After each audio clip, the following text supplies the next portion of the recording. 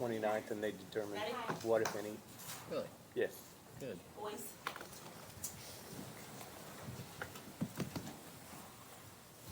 Can everyone please stand and say the Pledge of Allegiance? I Pledge allegiance to the flag of the United States of America and to the republic for which it stands, one nation, under God, indivisible, with liberty and justice for all. Well, good morning and happy New Year to everyone. My apologies for not being able to be there in person. Had a matter come up, but we'll be joining you all virtually. I am going to move to take a motion to approve the December 10th, 2024 council meeting minutes. So moved. Second. All those in favor, signify by saying aye. Aye. All those opposed, same sign. All right, we're gonna move on to new business. I believe we have Ed, Canberra, and Sarah Jones to discuss the AC Mayfield Library status update. Thank you.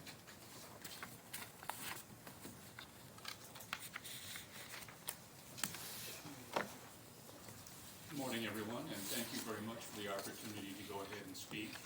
We're the Library Board of Warranties, courtesy of County Council, and just wanted to go ahead and offer a few quick words in regards to where we're at and what's been taking place.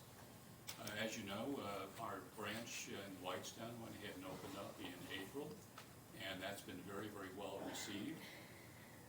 It's been getting regular use, really beyond what we had initially expected, and it does happen to go ahead and offer certain services that the library branch in Zionsville does not have, namely an ever-bright wall within the children's department, which is essentially an interactive, how would you describe that, sort of a Light light bright? show? Yeah, like a light bright where you can peg in. Oh, cool. And we also happen to have a sound recording studio as well, which the Zionsville facility does not have. Now, we also wound up getting a nice mention within the Library Journal as part of a summary of new libraries opening up during the course of 2024. I have a URL within the memo that you folks have received. There's a good photograph towards the main circulation desk, and it also gives you a feel for what it is like in terms of how it attracts, not attracts, but takes advantage of prevailing sun patterns. Now, a few routine things. The strategic plan has been run through, a little bit more fun. Basically, the Snowflake Shop is a program that we have run for a while as a fundraiser towards Christmas, and that has really ballooned beyond our wildest expectations, with literally hundreds and hundreds of children participating. You know, we've had people from 20, 30 miles away driving in order to go and participate. So that's really kind of gratifying, and we want to make a special point of thanking our friends of the library for all of their hard work in order to go ahead and make something like this take place. From an outreach standpoint, the bookmobile has been extremely well received, particularly at assisted living facilities and also some of the outlying residential areas. That's been a very nice addition to our capabilities. And both locations have maker studios, which are seeing very, very regular use for a variety of things, whether it's 3D printing or even something a little bit more less technological, like knitting, sewing, that sort of thing. Sure. And so, an update that we had at the Zionsville branch, not quite as exciting as the Whitestown with the opening and all the new offerings there, but if not equally as more important, are that the Zionsville branch again worked with the county clerk to host voting, provided space for voting centers for both the primary and the general elections with a great turnout at both elections. So I think there was rain a couple days for the general election, and the lines were still incredibly long. So the library did a great job of providing those services and providing a space for a lot of the residents to come and vote. One of the future plans that will be a large benefit for both branches is the large fundraiser that's being planned in March. March 22nd in the evening at the Whitestown branch is going to be a fundraiser that, with the theme of Color Our World, which was the theme also for the summer reading program, and we got the rights to continue it for a fundraiser. There's going to be food, music, there's going to be probably some kind of auction. We're really focusing on creative efforts, so tying in some design shoes, donation efforts, and things like that as well. So more information will be forthcoming with that, probably between a 6 and a 7 o'clock start. Some of those details are still getting figured out a little bit, but we will be looking for sponsorship opportunities and a number of different things with the individuals in the community. So reaching out to local businesses, organizations, and officials to see what we can get from a sponsorship perspective to really benefit and continue the fundraising efforts at the library as well. And to go ahead and quickly finish up one last item, and this is spoken based upon my profession as a forensic accountant, but library personnel, when they're coming here to go ahead and pick up payments from the county, aren't even being asked for identification. They just simply say that they're here from the library and are handed six-figure checks. Now, without going into detail, it would be awfully simple to go ahead and take that check and to do all sorts of interesting things with it, and I will not go into detail about that right now. But I really strongly suggest that the county look into some form of electronic deposit in order to go ahead and make this a little bit more secure, because besides, the obvious issue of fraud, there's also the issue of, potential out-and-out theft as well. And I would be the first to say right now that the security programs in place at banks are typically miserable.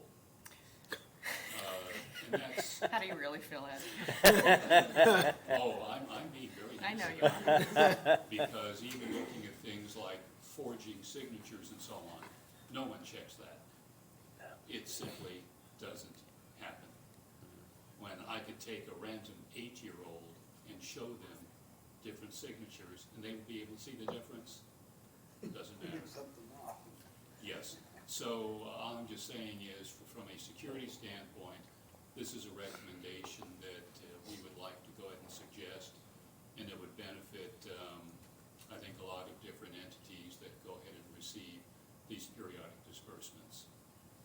So with that in mind, does anyone have questions or anything that you'd like any additional detail on? We'd be more than happy to assist. It's exciting, great. Well, thank you very, very much for allowing us to go ahead and speak. It's greatly appreciated. We wanted to make sure that everybody is up to date. And as a quick parting shot, we didn't ask for any money. Thank you. Sarah, Ed, Yes. thanks a lot for coming in and explaining what you folks do over there. I had the pleasure of going over there with the Discover Boone board several months ago that we met over there. And I was so impressed with it, I took Kathy back a couple times. And the first time that I was there, I arrived about an hour earlier than expected, and the gentleman gave me a complete tour of this beautiful space that you folks have over there. So thank you for what you do. Be sure and let the rest of the board know that we all said thank you. But I remember from that conversation with this gentleman that you guys have even a larger footprint, if I remember, on the north side of the building. Are there any plans in the near future to do any expansion? There is in terms of expansion into the wooded area, not at this particular time. There's a reference here to the story walk. And if you're not familiar with that, basically you have a nature path where you will have basically pages from children's literature at various little stops along the way. We have something like that presently in Zionsville, or at the Elm Street Green Park. And so this has been set up there in that wooded area, which, still to some degree a work in progress. We have space adjacent to the building where we could go ahead and expand if needed. But because of having this area where we could have our own nature walks and not have to rely upon people having to travel to space elsewhere within the area, it works out, I think, a little bit more, I guess, organically, for lack of a better term, in terms of having a program that could go directly from inside the library directly out to that nature area. Well, it's a beautiful library, and if anybody in the audience or my fellow council members have not been over there yet, be sure to go see it, because it is a beautiful space, so thanks again. And the staff is more than willing and very excited to show off the building. So just like you mentioned, I mean, I've heard from multiple people in the community that they've gotten a similar tour, that they love showing off the building in the areas that they have. So, Thank you. Ezekiel, our branch manager, is real enthusiastic about what he has to work with there. Well, thank you again. Thank you.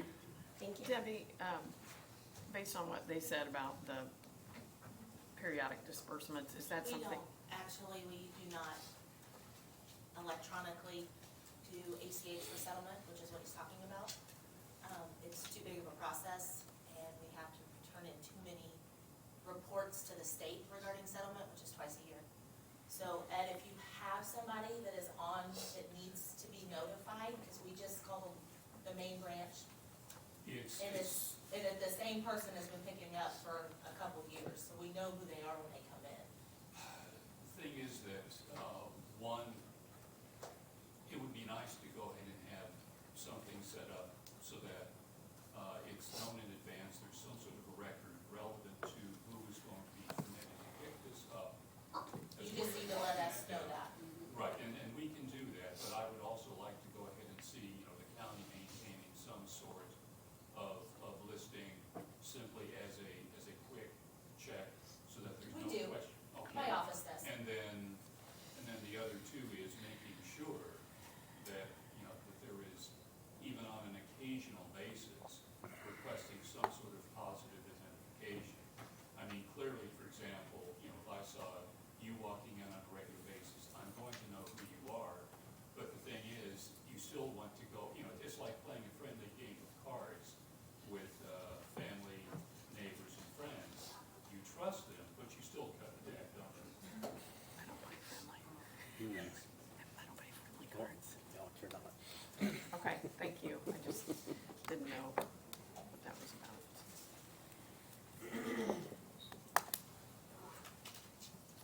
All right, Mr. Canberra, Ms. Jones, thank you so much for that report. Any other discussion from members of the council? All right. Seeing none, we will move on to the next agenda item, which is the election of officers for 2025, which will be for president of the council and vice president. We will call for a nomination of president, vice president, and then once that is done, we will pass the remaining of the agenda items over to the new incoming president to take over the rest of the meeting. So with that being said, I'll open up the floor for nominations of president for the Boone County Council for the year 2025. At this time, I'd like to make a nomination for, excuse me, Jennifer Hostetter for president. Second? Nomination's been made for Jennifer Hostetter for president of the council. Motion's been seconded. Is there any discussion? Just want to make a quick comment. It's been great serving as vice president. Also, as many of you know, last year, for me and our legal team, we had a ruling that was, excuse me, in our favor from the United States District Court regarding a case that was found against me by an employee and also Boone County. But as you know, very pleased to also let you know that those claims, the judgment was entered in our favor, and the outcome just reaffirms the legal process.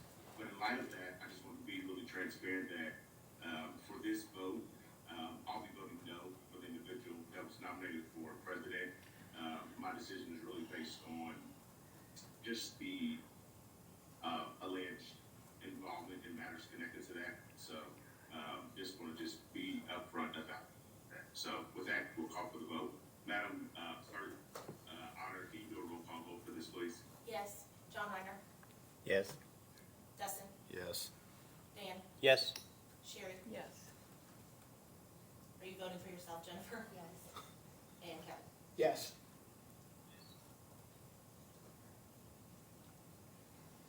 I'm a no vote. Next up, we will have a nomination for Vice President of Council. Dan, you want to nominate Sherry? Yeah, I nominate Sherry Ritchie. I'll second that motion, thank you. A motion for Vice President of Council has been made for Sherry Ritchie, has been seconded. Is there any discussion? All those in favor signify by saying aye. Aye. All opposed, same sign. Ayes have it. We'll turn it over to Jennifer to conduct the rest of the meeting. Thank you, Mr. Williams. All right, next up under new business is our TAFT, our annual engagement agreement renewal. There was a copy of that in your packets. Does anyone have any questions about that? Yeah, I'm happy to answer any questions that you might have regarding that. So I know that President Hossable had a question earlier. Before the meeting, I can address that. The retainer is there to cover the day-to-day stuff. If we go outside of that retainer, I will come to you with a separate engagement letter so that you know that that's going to be accruing the hourly rates outside of just the retainer section. So. Okay. Isn't that like we've had in the past? Yeah, this Okay. is the same as what's going to happen.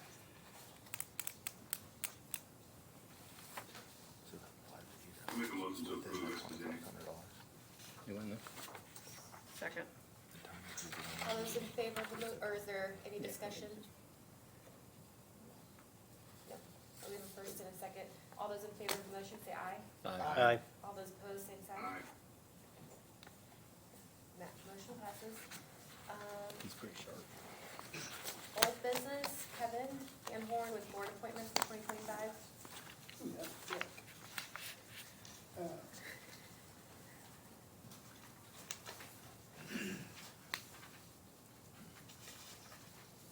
Okay, is the process here gonna be, Debbie, that we just mention all of them, do them like we did last year, and then we'll vote on all of them at the same time? Yes. Okay, thank you. The Alcoholic Beverage Board, Michael Bertram.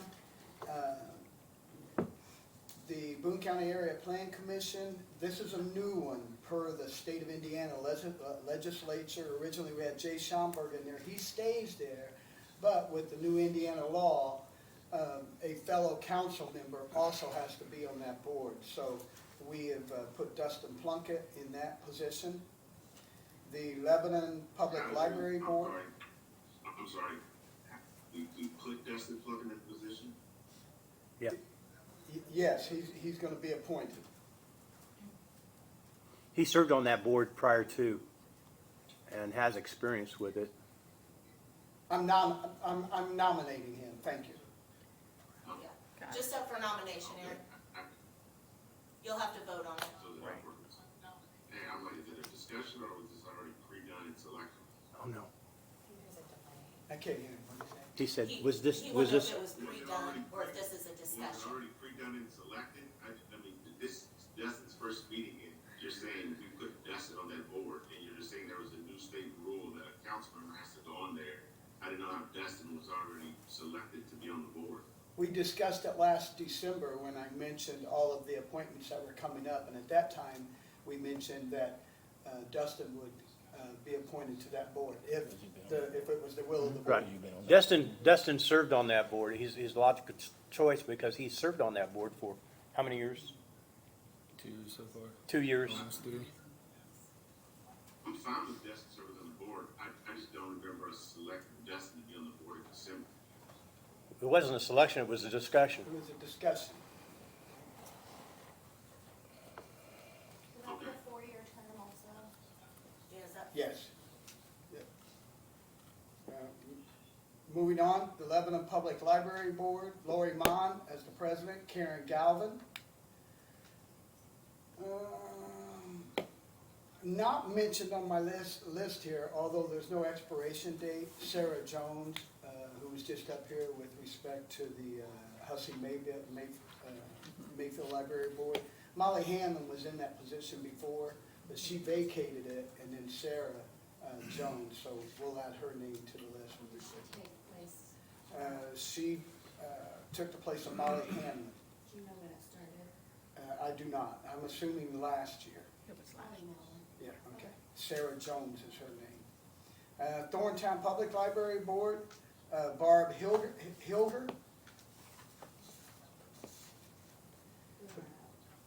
You got that one? Yeah, those are correct, yeah. Those aren't due right now. She sent me documentation showing that she was due today. Is the documentation, I just assumed she also sent it to you. No, folks. we We have have 4 years, so maybe she thinks it's 2. I don't know. Could, Should we include her on the slate, just to be safe, and then if we're mistaken, then, Barb and Judith? no, Judith was okay, 9/30/2026. Will you forward your email from her to Yep. Karen? I sure will. Okay, Yeah. Moving on, Peterborough Board, Lisa Batts, Matthew Jackson, and Walter Bertner. Boone County Convention and Visitor Bureau Board, which is now known as Discover Boone, myself, Kevin Van Horn. Boone County Redevelopment Commission, Ben Lawson and John Reiner. Boone County Solid Waste District Management Board, Sherry Ritchie. The Boone County Economic Development Corporation, this was one that Elise Nichella held last year, although it was closed. And per new state law, it has been designated that whoever the council president is, that individual is expected to be at these meetings. And then from what I understood was, if for whatever reason you as the council president aren't able to be in attendance, you can ask one of us, and then we can be there in attendance. That was for the Boone County Economic Development Corporation. and I would just add, I think it's for the elected officials meeting that's held quarterly, that she would be asked to attend. Yes. So she wouldn't necessarily be a board member, but again, just an invitee to the quarterly elected officials meeting. Thank you So, for that you clarification. bet. So I have a question about that. Do we have a board member? Do we have a seat on that board or not? We don't have a seat on the board. I'm on the board, but not because I'm a council member. So, no, there is no seat on the board that is a council seat, if you will. So they just have that elected board member or elected officials meeting quarterly to improve communication in the county. And that's where the designate of council president would be invited. So it's not a board member, it's not a board seat, and it's not a vote. Should I remove it from this list then? Well, I don't know if the list includes, I just put it I as an don't- invitee. yeah, I would just say invitee, not Okay. board member. And that completes the appointments for the year 2025. Yearly because the president's always appointed. Is there any discussion? Did we discuss with Jennifer lastly about Peterborough for recommendations? Did anybody reach out? Jennifer, conversations that I've had with her away from here, yeah, she's fine. And I was surprised when we met at the Peterborough, I don't know, maybe 4 or 5 weeks ago, how small that space was back in her It little is office. for tiny. everybody to I get out. served on that board for a while. Yeah, it's tiny. And with that, I'm gonna make a nomination or make a motion that all of these individuals who have willingly said, I wanna serve Boone County, Indiana, I wanna thank all of them, and I'm gonna make the nomination that they all make their appointments that they're asking to be on. Second? Is there any discussion? Sorry.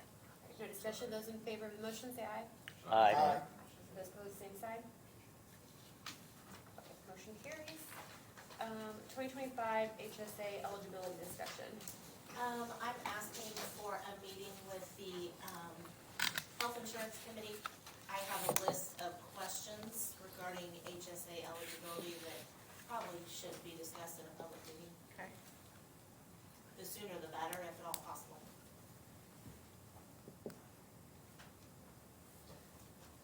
send out an email asking those of us on the insurance committee when you want to do this? Or do you? No, you're gonna tell me when you can do Okay, it, that's what I was and just I'll be going to there. ask. Okay, got it. Dan, you want to, And it's currently Dan, Sherry, I think I'm on that board I'm- too. okay. Yeah, I will be virtual, but Okay, yeah, That's fine, I just yeah. have some keep us in the loop. questions that need to be decided pretty quick. Okay, thank you. All right, is there any public comment?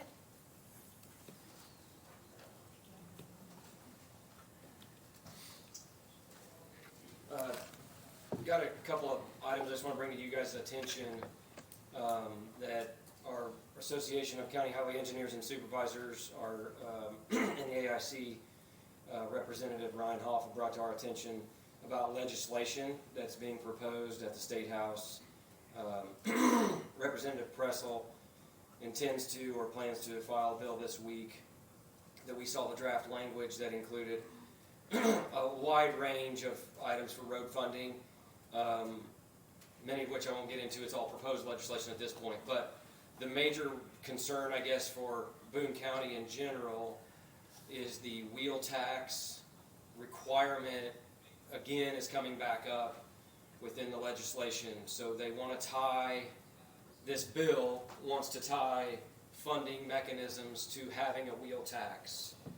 So Boone County does not have a wheel tax, which there's a lot that goes into what a wheel tax is, but it takes this board to enact one, and it can be of various different ways. A percentage of the excise tax paid when you get your license plates, or a per vehicle amount, flat fee.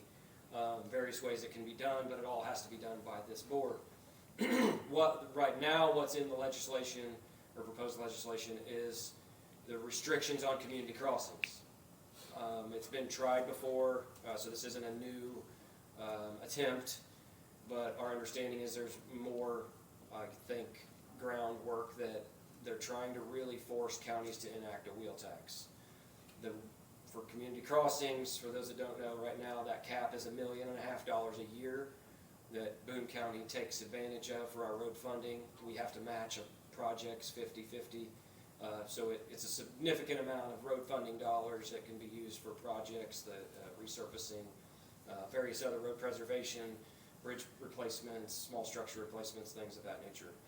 We've been very successful at getting those funds. However, if this legislation carries forward, the only way we would be getting those funds is if we had a wheel tax. It's early in the game, but I want to get it to you guys' attention. If you know your representatives or other associations that you guys can start working with. It's our understanding that there's about a third of the counties, so about 30 counties that don't have a wheel tax. About 6 or 8 years ago, they passed legislation that allowed cities and towns to enact their own wheel tax, but not very many of those have done that, maybe a dozen or so. So it would be a significant shift, but we also have a lot of people that would have to enact a new tax locally that don't have one currently in order to get money that we're already having access to. So there's a lot of other things within that legislation that are concerning, but that's the one that raised, the higher level concern I want to bring to your attention, because it is proposed, so there is time to work on our legislators and try to get our facts out there. Part of what we've done as our association is, what about other local effort being considered? So I think the big thought from the State House is, only the counties that are only using, the MVH and local roads and streets and Coombe Bridge to take care of their infrastructure need to do something else. Boone County, we've used the Food and Beverage Fund. We've used Coombe Cap Development Fund. We've used general fund dollars to supplement our road funding and infrastructure funding. We want that to be considered like the wheel tax contribution would be. The feedback we get is, well, those funds aren't dedicated to road and infrastructure uses, where wheel tax is. So there's a lot that goes into the wheel tax, but the counties that have a larger annexed area don't see the big windfall. If you do enact a wheel tax, the annexed areas, the cities and towns, then see a big windfall. So a lot of the work has to go in at the county level for the cities and towns to have a bigger gain on the revenue. So it's not been popular. It's been talked about in Boone County over a couple decades ago, and it didn't move forward because of some of those concerns right there. So Just want to bring it to your attention at this stage. Didn't you estimate here 2 or 3 years ago, it'd be like 300,000 or 400,000 for the county? So That I'm not, the cities and towns get the chunk of it. yeah, And cities and since they've towns- annexed much more, it'd be less. correct. The bigger the annexed area, the less the county would collect. And you take the agriculture territory, has a lot of wheels. Yeah. So it's not based on a I know it's called a wheel Yeah. tax, but it's based on when you get registration. And that's where it starts getting into the weeds a lot, but there's a lot of concern about, who's paying and who's doing the work, and a lot of these corporations or big companies that have a lot of trucks and trailers may not register them all Right. in Boone County. So that's getting into the math. I think you have to get some information from the Bureau of Motor Vehicles to find out exactly what we would be able to, at the high and the low end, be able to collect. There's also some thoughts, I think, it's been conversations at this point of there's different levels you can enact, and if some counties have enacted it at the lowest level, that there would be a percentage, well, you're only at this level, then you're only eligible for this amount of funding. So they're really forcing the locals' hand to try to enact what tools they've provided, as they say, for us to pay for our own And the infrastructure. wheel tax comes with excise, which is broken up through all the entities in the county. So we, as Boone County, us, as government, don't just get all of that wheel Right. tax. It's split up between all of the entities, just like excise is now. Yeah, so there's a couple of ways, the excise you mentioned, so It's paid twice a year. you pay excise tax when you get registration. You can enact it where it's based on that excise tax, and it can be a percentage of the excise tax, which then you have a wider ranging. So vehicle value is how excise tax is calculated. Then you would be basing your wheel tax off of vehicle value, and as those depreciate, the taxes also depreciate. So then there's a floor to it to be $7.50 or something to what it used to be. So I haven't looked into it a lot, but I wanted to bring it to your attention that is something. Does the Association of County Highway, you have a lobbyist, and who is it? So we're working with the AIC lobbyist, which is Ryan Hoff. Okay. And we are affiliate member of the AIC, Association of Indiana Counties. Right. And we have our own legislative committee, which is how I'm gathering all this information. Then AIC has a wider ranging legislative committee that, connects all the other county agencies or departments. But that's where I'm gathering most of this information. And then he shared the draft proposed legislation, asked for our feedback, which of course, we didn't like it, but that doesn't mean it's going to change what actually gets submitted. Do you know if it's passed, when it would take effect, or how long counties would have to figure out what they're gonna do?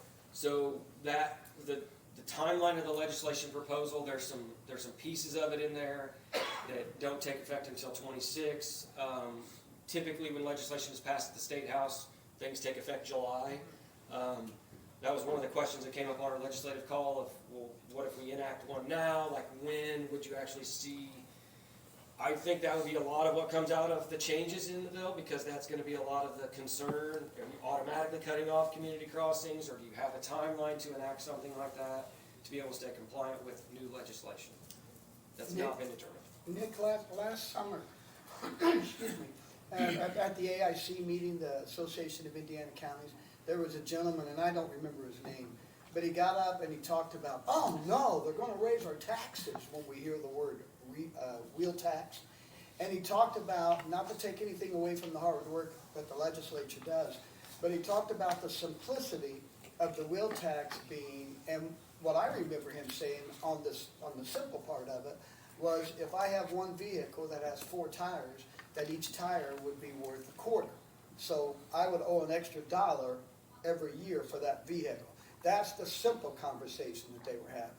The more difficult conversation was what you described with respect to the excise tax and how many vehicles you have, what the value of is on it.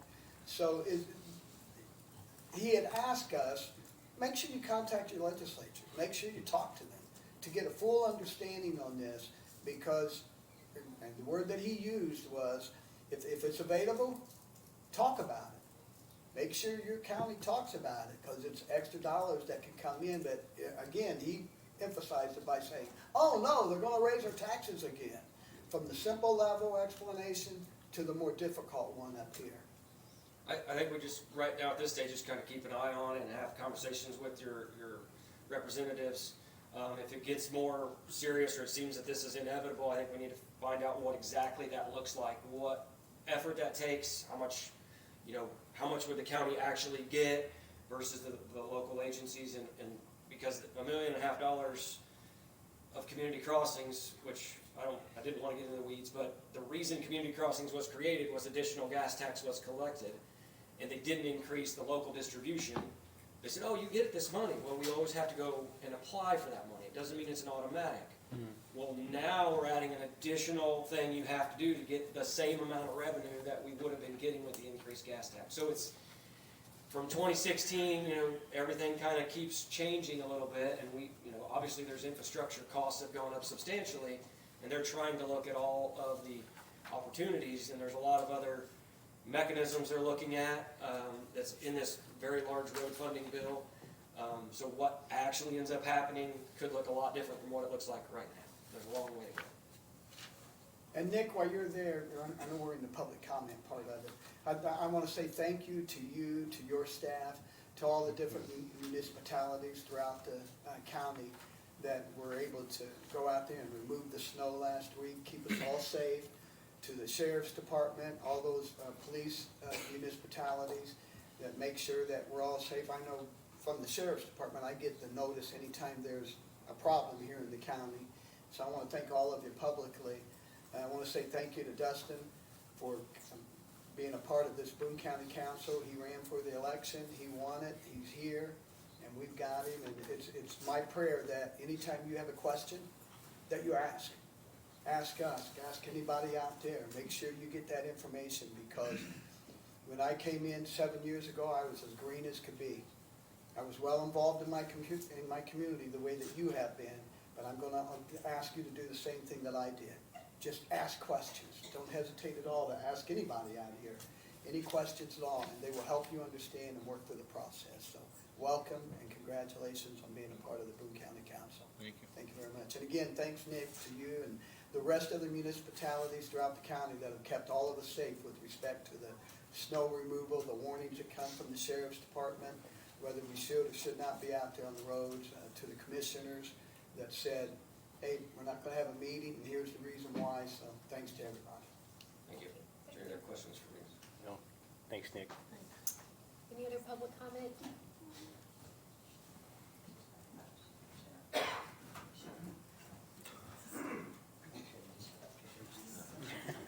Debbie Auditor, Boone County Recorder. I made this presentation yesterday, so I wanted to make sure to let you guys know too. I just think it's important that I wanted you to kind of be aware, the courthouse elected officials and employees, do a lot of stuff and important stuff that not everybody knows about, but it's just what we do. At the end of the year, there was a situation that occurred. Jennifer Lastly, fortunately, was aware of it and got ahead of it.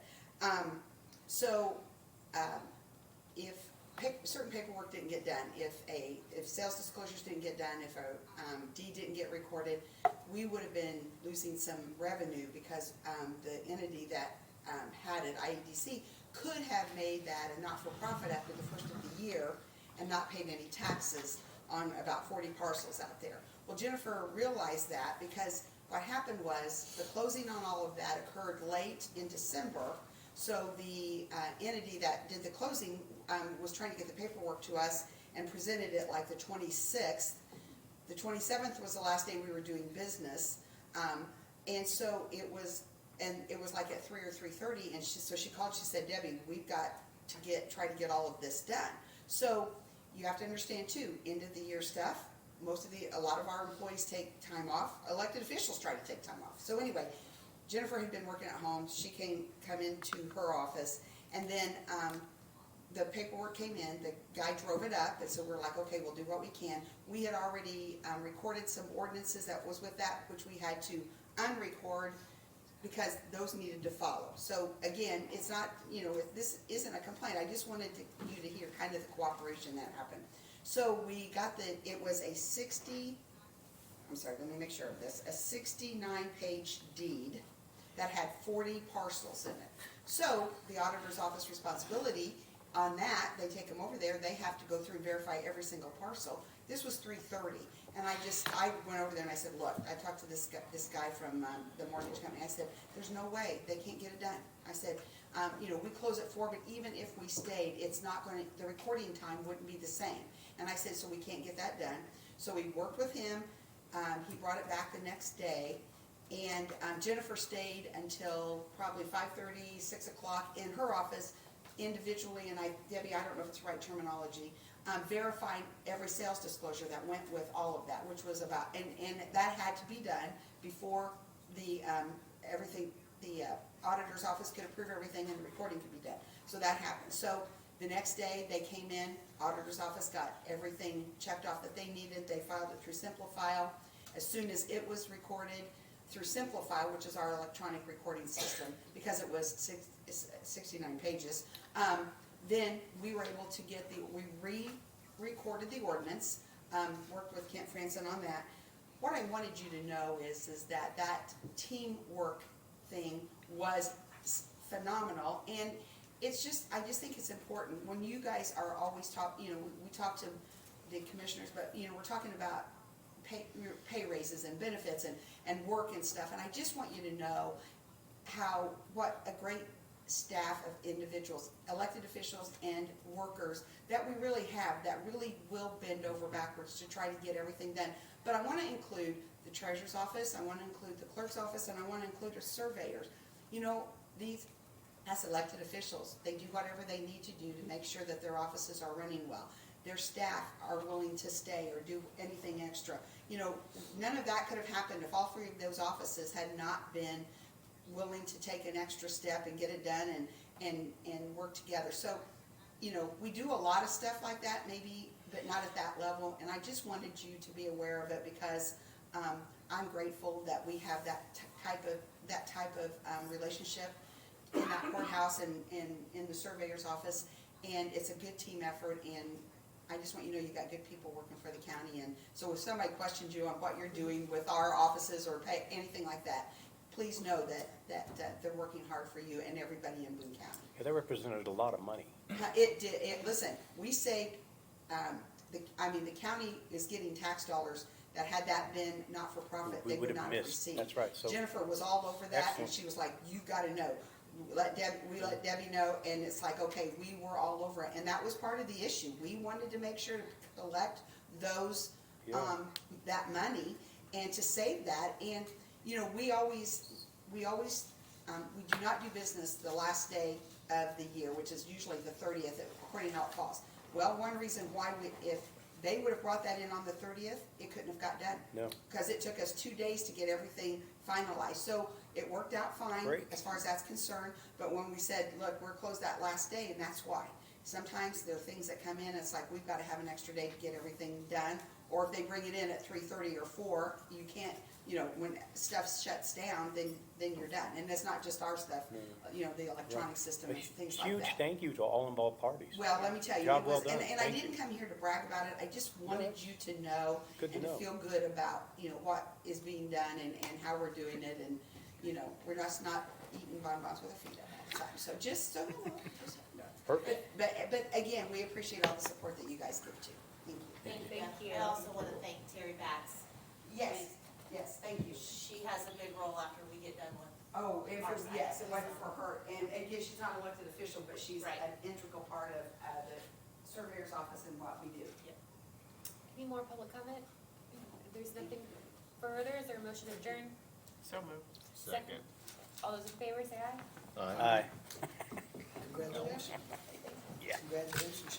Thank you.